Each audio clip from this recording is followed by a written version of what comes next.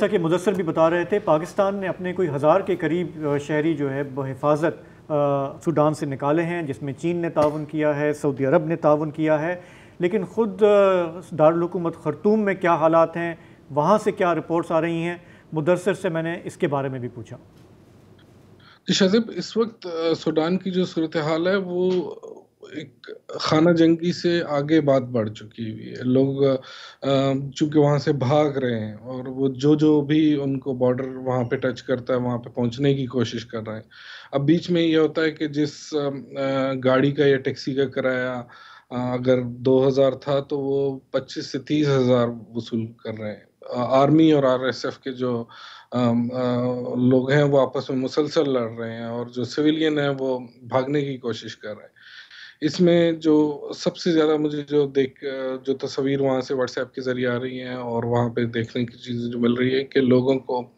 چلتی گاڑیوں میں فائرنگ ہو رہی ہے، لوگوں کا ایک طرح سے قتل عام ہو رہا ہے، اور ایک انتہائی غیر یقینی صورتحال میں لوگ وہاں سے بھاگنے کی کوشش کر رہے ہیں، لیکن انہیں یہ سمجھ نہیں آ رہی کہاں جائیں۔ تو زیادہ تر لوگ مصر کے بارڈر پہ اکٹھے ہو رہے ہیں کچھ، اور یہاں پہ سوڈان کی جو ایک ہی پورٹ ہے اس پر آتے ہیں جہاں سے سعودی کے نیوی کے جو لوگ ہیں وہ انہیں لے کر محفوظ مقامات تک پہنچا رہے ہیں۔ اور جو مناظر وہاں سے دیکھنے کو مل رہے ہیں وہ انتہائی ہولناک ہی میں کہوں گا، کیونکہ صحافیوں کو وہاں پہ جانے کی ابھی تک اجازت نہیں مل رہی۔ عام حالات میں بھی اگر یہ جنگ نہ ہوتی تو بھی سوڈان میں ویزا لے کر ایک صحافی کے لیے جانا تقریباً ناممکن ہے۔ جنگی حالات میں وہاں کی فوج نے اور جتنے بھی لوگوں سے ہم نے رابطے کیے کہ ہمیں یہاں پر پہنچنا ہے، تو انہوں نے یہ کہہ کر ہمارے درخواست کو رد کر دیا کہ ہم آپ کی یہاں پہ سیکیورٹی کا بندوبست نہیں کر سکتے، تو آپ بالکل یہاں پر نہ آئیں، اگر آپ کے پاس ویزا ہے بھی تو نہ آئیں،